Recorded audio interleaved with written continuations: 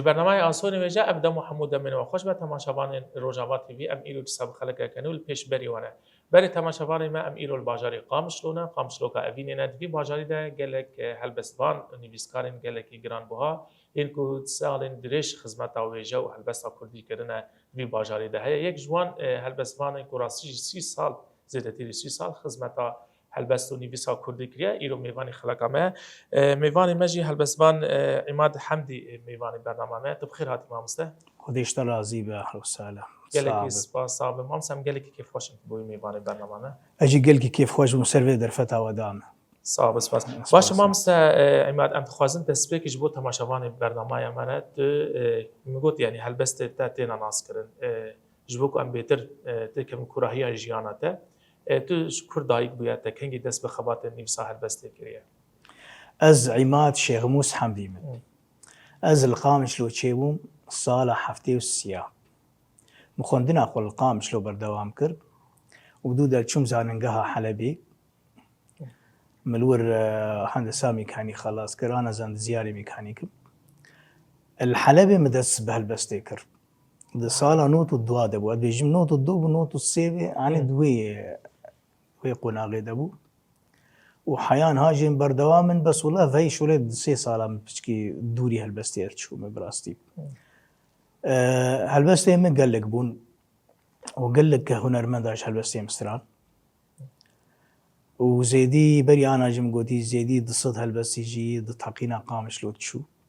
حقينا 10,000 شهزاده او تنویسان دبون من نفيسان دبون والمالي بو ضد شاوتينو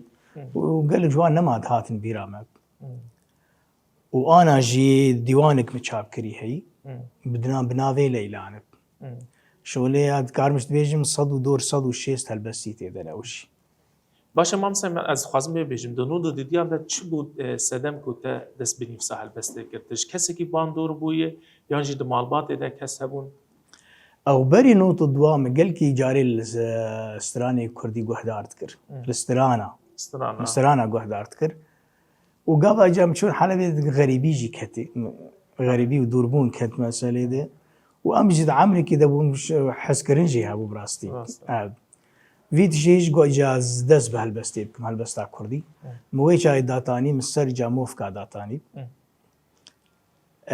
چند سال کی و قال لك هنرمندا جوي چاج مرسترا حيا بود کار بیجه شغله نه 10 سال تیر چون اجنفر جام كرسر وزنا بحورا وجام جنفر من الجگر خوين خو مش جگر خوين خوان مش سيداي تيريج خوان ووقت بي اصلا من پیشکت والحمد لله باشه مامس دبردا دما كنت دس بنویسا هلبست کر يعني دسبك تب كردي نفسان یا به زمان عربي دي نفسان نه كردي بكردي بو دوي چاغي فير زمان كردي بو مخل حلبي علمات چاوا بيواجهات فير بو امام سرغ ميكو زحمتيه كبو انا زحمتي هي بس ايما بجبرقو اسخوان دفان يعني قال لك تي بي وك شو انجليزي اجي وك مره حتى يعني تدو بتنا خو اللي خو فير زمان كردي والله هفال المهبون امر علي كاربون بس الزوفير بو يعني زوفير برای راست اجبر زمانی دایی که مرو راحت باشه ما مسائل گوری تا اگر انسان که هلبسته که بنویسینه اگر نب زمانی دایی کوي بد کنه همو هسته خاطر ده بنویسینه بخودي هنا كان كارن مثلا شلو انا كان هنا كان كردن بزمان عربي داتين اما خوياي او هسته خوتي دبين قوتي ندي تبانا نكاربون باشه مامسا انا دخوازنش بود تماشاوانی ما هلبسته که پیشکشی بکیتی کی جان هلبستش مره هلبستا نارين رندي دلالا من صداه جدر ديتا كيغو خوا منتي نارين بشبيتا ايرو جتا دورم نايه هدانا من اي من شبو روجان دقريم بكن ايتا تمكن لسر ليفا زانم بتزانم وقت نبي خويم نا از نبي نانا بشتي مدل داتا چعبو هنا في خوي تاليتا از هشتم ديسانا پوشمان نارين برين دارم ما مدخويني ده صداخ جدر باتا دمرم بشفي ده ديسا وگر قربان بس تأس كشتم افدل جبر دردا شوري نماتي ده من كزجت بيفا ناوي تجار نانا صوت هنا ودل ما كيل من وانا شاغي أفيناتا شو هر خبر دادل بمرن بإيشاتا نافم تدرمانا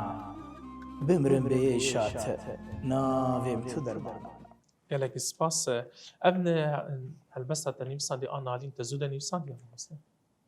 والله فكرم أفهي شولت 3 سال 3 سال چما يعني- تناف کری نالین نافكر نارين والله ما أقولوا نافكي نارين عن تكاربج نافكي خيايي ده هلبستي خيايي انت دي نافن هنا خيايين نارين بالشيرين بنت شنو تجبر وی سلامه تکرار باشه مامسا از خوازمه که بیشم دما تا ناوا خفتن خوی نسبت که لگود گلک هلبسته تد تقینا قامش رو داشون تو بخوش شاهد بی تقینا بو ما على قامش رو چیه بو أزبري تقيني ب10 دقائق أجمال دركتم أجمال دركتم بس أديسا شون درك نزيك يعني وبس تقيني ده جاقافا تقين شيبو أزفاقريا مالي من رينا ما ناسكر براستي هو أز نزيك بمجهاد خاني تمامتي كتبو قيزك متيت شهيد كت ليلان آقو أف ديوان سرناوي لیلان ورده شید ولايم بريندار بو إبراهيم أنا صفا يازداي ما شاء الله الحمد لله في رقم يجي بيشاينك بريندار بو ومالو تمامتي أو شويران بون وهالبس ما هالبس تمني إيد وشتش تمني تيد هبو براستي زحمت بویر کی زحمت مامسا او هلبس انت نویسان بون تا چاپ نکربون و چاقه تا نسخه توپ نکربون نام أو شاب نكربون نام أو شاب نكربون ما شاب كرنام شابا مني أولج هالبس تيمر 10,000 حفداد أبو 10,070 و ده میکش تر چاپ کرد متشار جاريش كيس خو شاب كري تو تنه چاپ دکی حتی براستي- اول هم دسته ندیش براستي أبجي غازن قلكي مزنه هالبس فانكي وكمه يعني ايجو هالبستين ببين نا نقول انه اسبسني يقدم كسي هالبستين ببين من ناس زان بيتش هالبس وتش آسته وكسي خو ندابر شاب كرناوي نجي اكيتيا ونج توج دوستو حوالاش كسي خو ندابر شاب مش كيس خو شاب ذكر بس جاري وقت بقول يعني قلت شيء جمدات هل شابك جي صد النسخه متشاب ذكر ومدياري قال لك جي دياري داد براستي باشه مامسا یعنی سدمانه چاپ کرنه چنش بر از پرجان برنامه چید که گازین جن ویرنگی هنه کو یکیتیا روشن بیران به نویسن دزگه ویرنگی بر پرسیار خودي واسطي دو گرد اشتاق راستي بيجمع جبر قد جاري جي الشومي جموانا وايه وكما يعني هالبس تعملوا باندك هالبس باندك وقال لك ديوان هاتن شاب كرن نئي خوندنين يعني او حرام او براو او مصروف عليه تشوف فالا شو نئي قلت بخيله وايه ما اس خويايين يعني الحمد لله الخويايين خامش ودش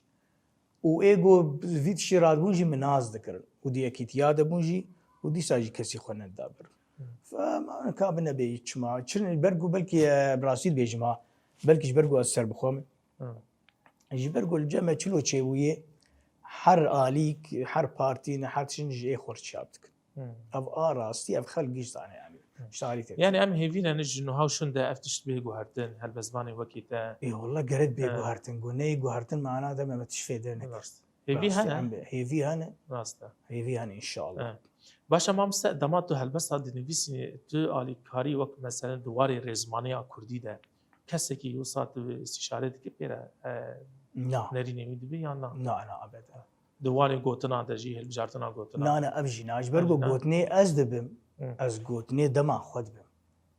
جمناي خوسم براستي ازهرم قوتنا بم قوبري دست سالي بكار هاتب ايوه اتخوازم قوتني دمي به اجبو ايل مقهدار بكج مفهم بك وهالبس تيك افدلي ويده وبيش دي مبدا 6 سالي 6 سالي هنا كاتن اوج قوتني خو بشا وقت كار بك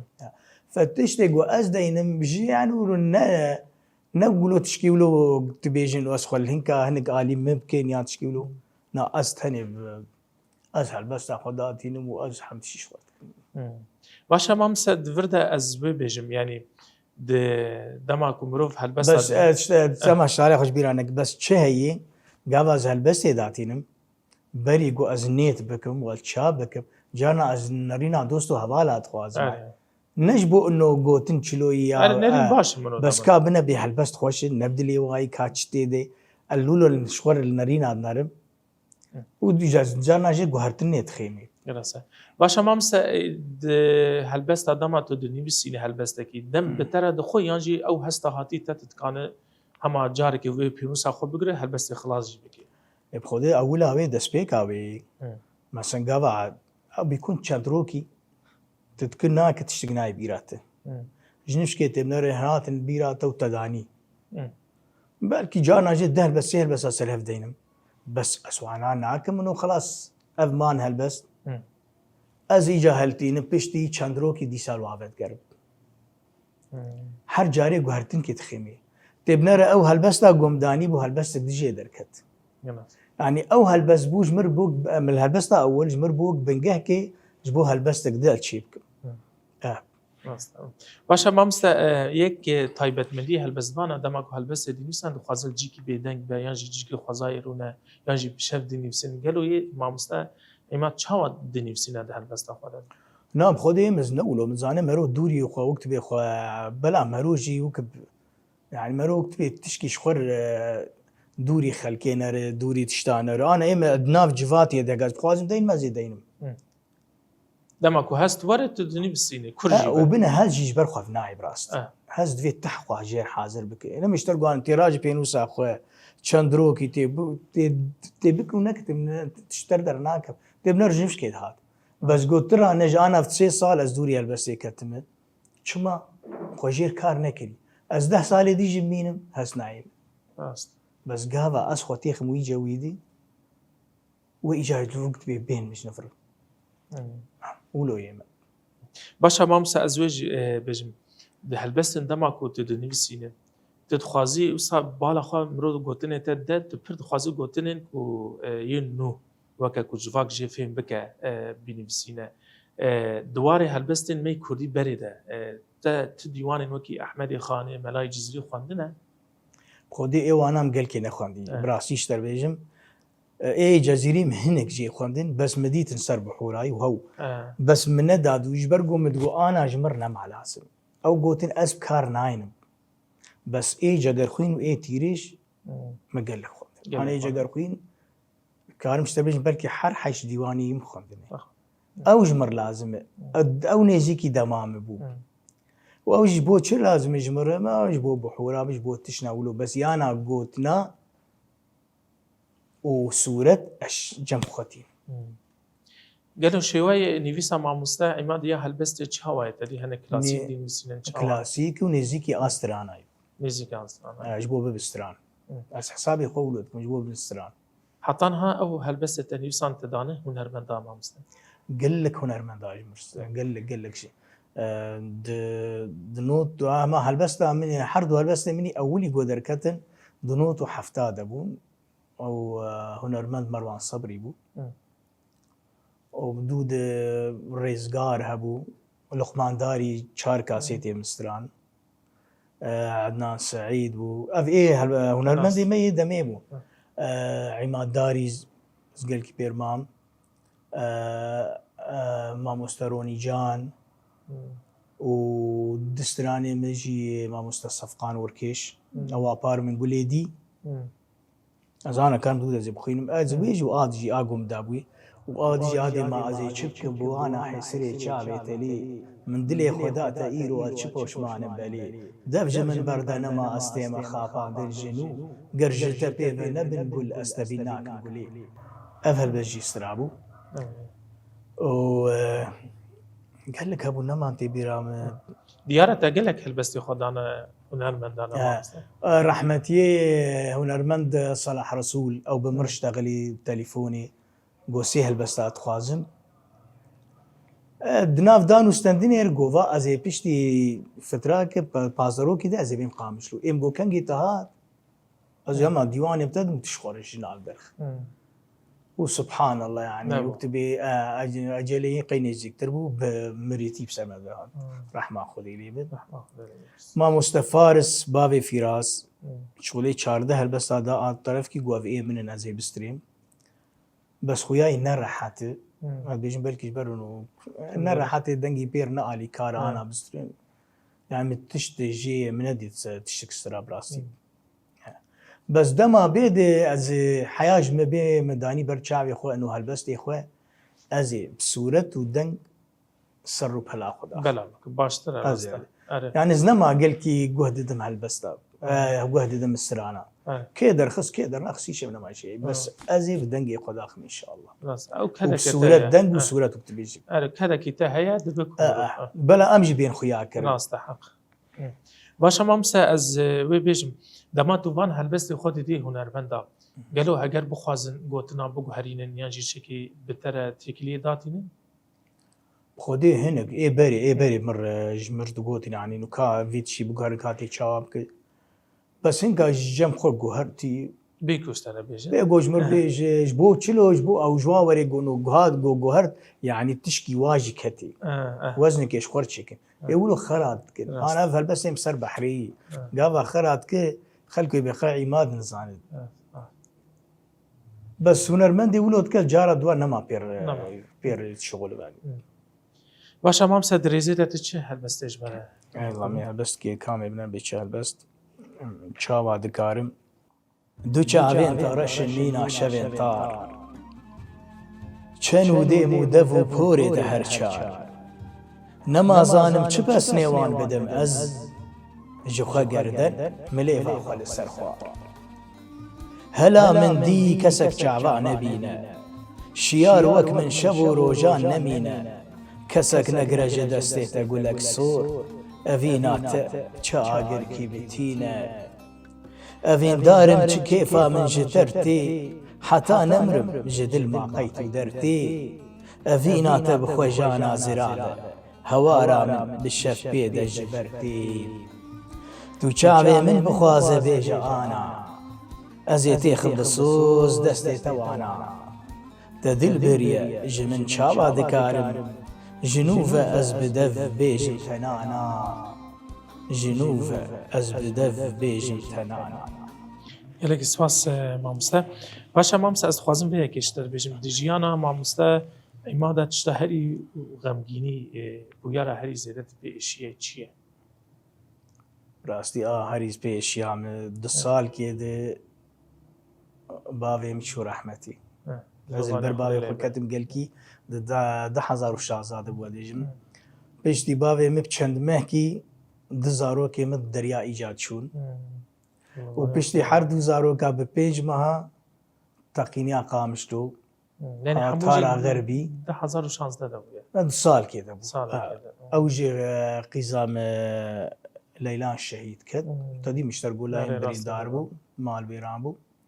يا البر مال ناكب مراستي البر فار رح يقوتشون يعني 2016 جبو مع مساعمات صاركي بر غمگينيه ايش نبج بو متاني براسي جبو ما جبو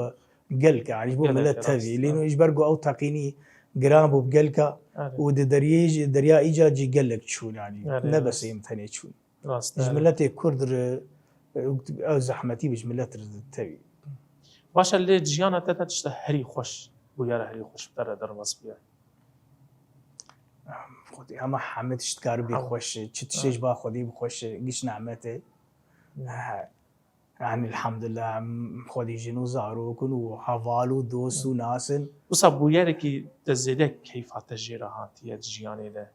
جبر شما ان برسيت كان هالبسمان بوياري خود دما هالبجيلن قالك بواتها بخودي بلكي انه بشتي وي تقيني وبشتي حرس زاروك تشون بدمك خودي لا قدام يوسف ابتشوك ليش ترى به او بلكي وهو مشترك وقال لك تشتي خوشانه تشتي نعمت بخوش راسته باشا ما مستقامش له جوته تشواتها في قامش له يعني از نكار مدوري قامش له جاري ده. انا ده سالا 10,011 12 ايم بدس مكت از دركم از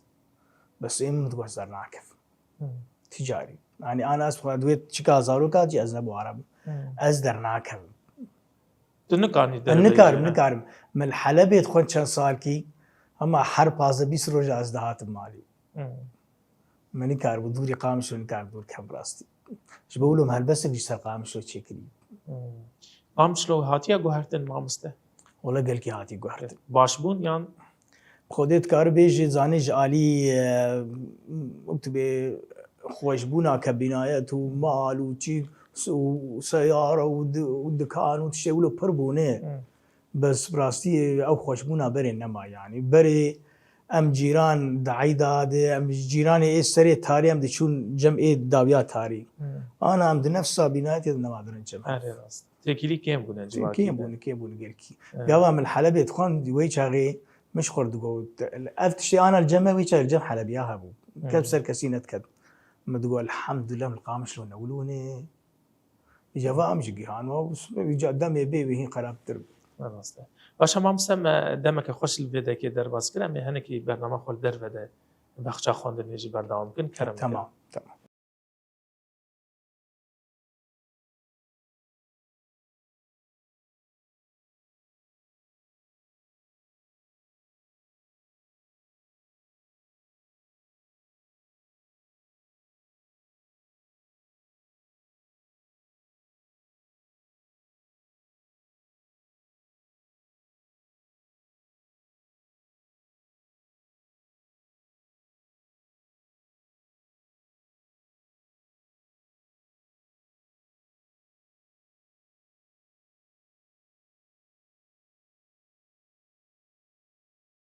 تەماشەوانی me em hatin bexça xwendinê bajarê Qamişlo îsal buharekê gelekî xweş li tevahîya Rojavayê Kurdistanê çêbûye lê bûyerên xemgînî jî ser Rojavayê Kurdistanê derbas bûye. Weşa mam Saîmad li gor Nedîna te bexçeyekî xwendinê li bajarê Qamişlo dema çêbû gelo wekî helbestvan hestê te çi bû ne tişekî wisa baş bû ku êdî xwendin li nav civaka me pêş bikeve. çawa tişkî gelkî wektibê baş bûn û wektibê xwendevan ji tê lê wektibê digihên hev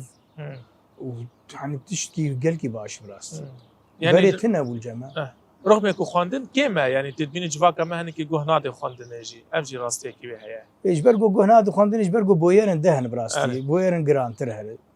êm di nerî namidûlo ana çilo millet pişkî xwe daketî bi rastî gepa nanê xwe daketî gava elhamdülillah ev tişt bi safî bibe û wê xelk ji nivira dêjin wê bala xwe wê li xwendinê bêtir veger yanî. Başa mamse her me hindir te behsa Qamişlo kir tu carî koçberî dervê Qamişlo bûye ya na? Na xwendinê di bes Xwendinê de ew jî tu ew jî ez tim de ez koçber bûm xwendinê Heleb bû tedî askeriya min jî dikaribî ji Hemsê bû bejê pê ve ez dernekirim carkê tenê çûmî Şamê ez di roja mamê wekî diz dernakim. Başa çi helbestê ji bo me û temaşevanê me bêjî ana? Kamê helbestê bêjin helbesta pîroz be bi rastî ev helbest dem ana dema wê çima ev boyera got ser Kurda dihat vê dema dawî di bi rastî boyer xemgênî bû xemgênî bû û ji alîkî dê xweşbûnik jî hebû no Kurd tê de destê hevdû girtin û li dinyayê deng dan fe ev helbest min dît wilo dem ana dema wê ez bixwînim pîroz pîroz be îro cejna me Kurda dijmin bi carek bimre ji derda hawêr binêre çawa me îro ala te daxist axwe me hilda çava veke xweş dijmin binêre zanim ji qehra lêvan dihêre xaka welatê Kurda bibêje talî ji derma yan ma ji kêre cejna welate dîlanê dîlan rakin serê xwe eniya bixwêdan desta bidin hev win tev birane daxin bi hevre hewra ji ezman xwîna şehîda wan pekrewanan derdê bi salahê sirê ciwanan zindan û lêdan êş û xizanî vala neçûyek îro ciwana vala neçûyek îro ciwana. Gelek spas mamsa ji xwe minê behsa vê mijarê bikira yani mijarekî giring e bûyerên ku ser Rojavayê Kurdistanê de rivan de bê dawî dihatiye gelekî giran bû. Tu wekî helbestvan xwedî derketina Kurdên derveyî Kurdistanê Kurdên çar perçê Kurdistanê ji bo Rojava te çawa dît yani? خودی ساعتا وا خوش براستی کردال همه داری تقصیری نکر کردی اید هندر دی ایر روجاوا و کردی اجدر بی روجاوا جی تقصیری نکرنی براستی و دنگ دان و مبخو باور نتکر ها مباور نتکر انه روگ بی و کرد ولو بکن يعني مرود كان بي او يكتياكو ما و به زالش گره ماشي يعني او يكتياكو قال كرد خاص بيكات هات بس گو بردوام ببه وبردوام هر دبن كرد الرجل نبز دبو يريد بيك بي من بقوتاش خد بيجو كرد تنقاي ده بحصا يكتيا ديك اوجي باشه بس خوزي طنقايد فرهي دي يكبانا باش هر بمينه ما مستراسيجي كرد يعني ديروك جمره اثبات كريا كرد غنجي كردا كس بشتاوي ناگره كرد تاني خودي لهبدو درد كبن هر دولتا بشتا خدانا كردا كرد تاني هشتنه گلکی بویار مگو غمگینی بون لی اویا کتیا کوچه بو هلوست نتوی درکدن گلکی باش بون ما مثلا دنرین آتا ده اف ایریشن سر روز آوای کردستان چه بون ده تخمین دکر کو و اف دستکفتین دست مده و هنه که هما بینا پاراستن جبر ایریشه که گلکی هوانه بو سر نائم براسين باور ذكر يعني متقوي بمين تشتن اجبرقو الزاني معناه انا وك وضعي السوري دستي دولتي مزنتي دي دستي دولتي مزنتي دي وبدود يعني هيزا ماجي خورتبو انا تبين سر ديري ورقاي ما تشر نكر ما خوك شان اري راست ما خوك شان وقلت الحمد لله انا اخوين ولو ساكني باش ابد شاباش من هنا كنت اشتاكي ترد باش ابد وديسا كرد وعرب بران يعني وبيس دحردو طرفات دحردو اليات هنا يعني بيس الكوبه هنا وقنج الكوبه هنا جرينج قلكي باشن وافخوين ساكني والحمد لله وان شاء الله روجي بين دنارين عمد ويخوش تربي باش امجي هي بيدكن مامسا دنارين تلاته هل بس وان دبي شوراشا روجاوي كردستان ده كاري خرابون اركي كود هات سر مليوان ايه البزفان جروجا قراجي قلمي او شورشي رابوي روجا راجب بينوسي يعني انا دفي شوراشو دفي ازمد ودفي تشكيدي متشتكي نهداناني ما عاد معناي تقصيريش ما وافسيف صالي كاري قوزدكم راس اجا هنا كان ويد انا جي وتبيهين بردوام بين وين بس ايه هالبزفان جروجا راشته بينوسي او كاري خوب جيتين يعني مكتبه امليها البزفان عائلن جوبيكات ايرو تشمات تشكشينا كده قالوا هل بزفان تنبيه كده بيجن ما مسروشن بيرشي مليتنا دبن كرد زياده قيمته هالبزفان خو نزانن بيشتي كوشي داويه دكن خودي دوان درت كفن اف راستي كي جمته هيا نيفي راسته اجبر گنبالا خدایب اي خودي بيشت بصاغي جبتي جهد ديني وبمرناوي جي جهد ديني واي بيشت هاي تنب بمرناو خجي فاتيز در راسته نا انه مرو جهد دين انا خد جهد دين مري وجهنادن يساغا نا اي بيشتاوي تنب تشقاسي جير بگومرجي تشو وبراستي ام جيجي في قوتني شافرت بيجن وكجمه بجينا كجمه ناخو يعني ام ناقهرن ام في قوتني ناقهرن انا ام البخشي خوندنين تبنرت فتراكي مثلا امسيك تشيبو تشتك تشيبو صورتي قول سر ديوار جيشي داتين جيش صورتي مريانه شما صورتي هناك صاغ جدان عينك يعني لا حتى كوش داويه بكلينا شما تنافكي مكتب نافكي بدون ما تخي وق بأملتي مرينه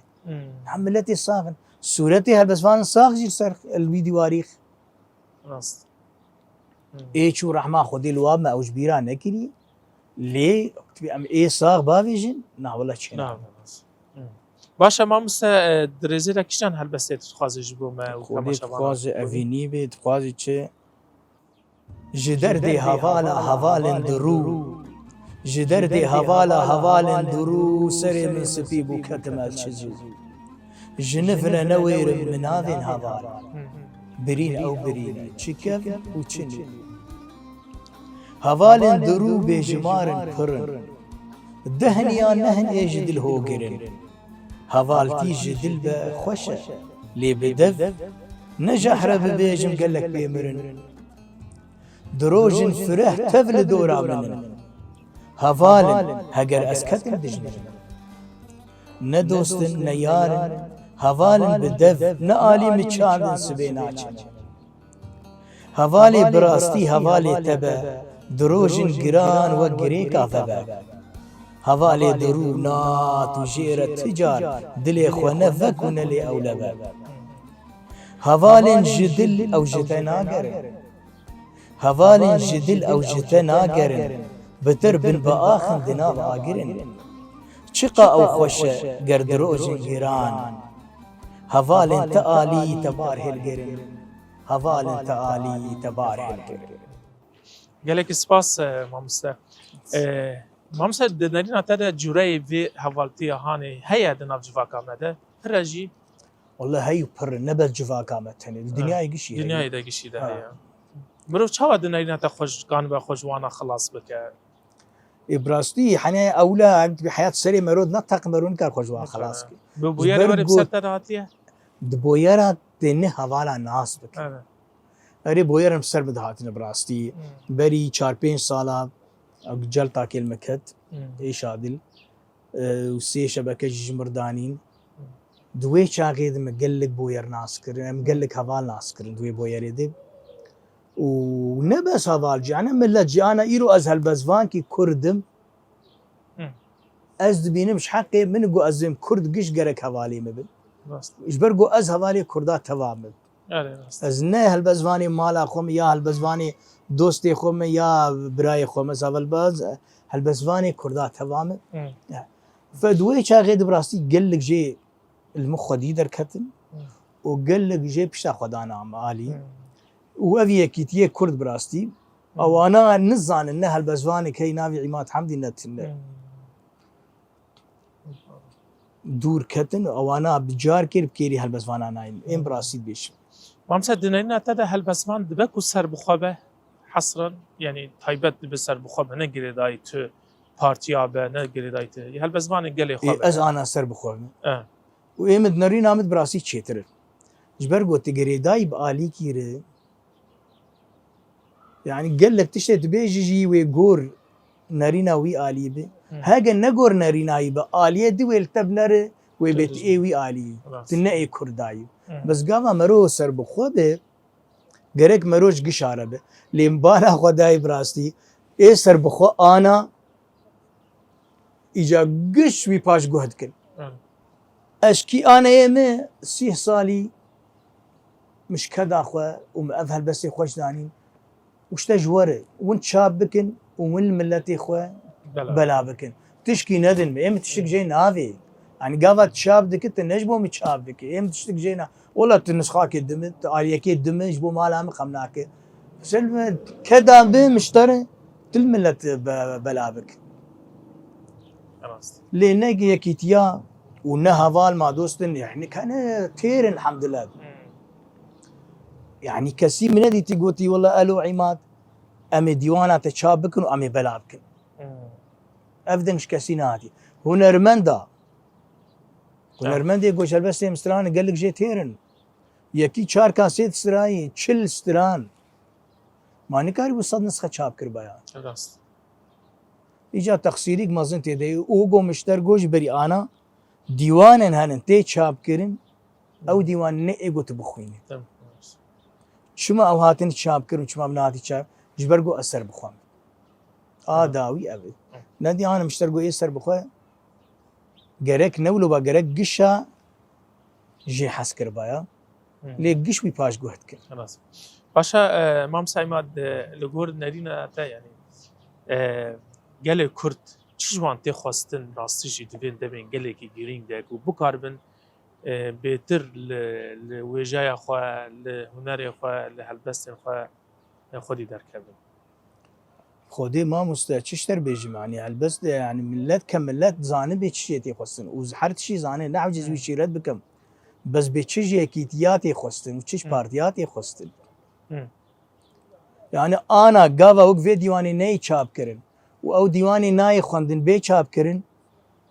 ملت لیبنر ملت وی دوری خوندن بکن لی گاوا وک وا دیوانا به چاپ کرن دیوانی اب قیمت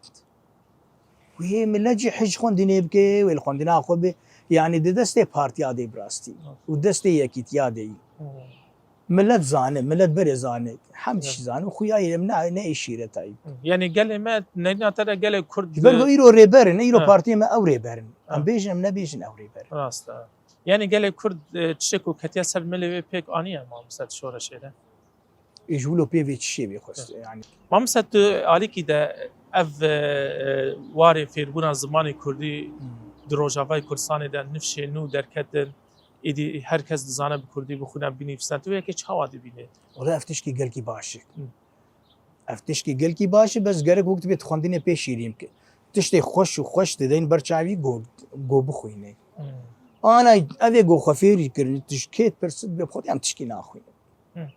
خواندن نه از هالبزوانم از نما كتابي كردي تخوين براسيش تر نما ديوانات خوين چه ديوان از راجي مي اف ديوان نا اگو چابه اف ديوان نا چابه يعني قالك هنا سروا بالسكنن اف ديوان اف كتاب چاب كرني اواد نا چاب كرني راست ايش برو مسؤوليك مزن ارجي ما مسحطان ها چالاكين كنت تفلي بويا يعني بيجن وكي كسايت وكي هالبسوان شافير كبن لنوروزا ده بيرنجي هاني خبات تهنا والله شافير قاعد هي كان شافير كم تشيك كرن براسي وانا نل بالا من ديسا تشيكم اثر بخوامي بري شافير كي جو كجمر وقت بي دعيتا وتشتا شي نكي